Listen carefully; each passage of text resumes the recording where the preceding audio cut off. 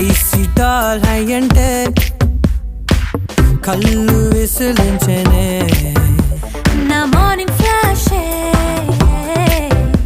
shiny Pokiri caramel కలిసే tasty పెదవించవే నువ్వు smile పెడితే గర్లీ గూగ్లీ 3 months గా మిస్సించా నాకన్నా నిన్నే లవించా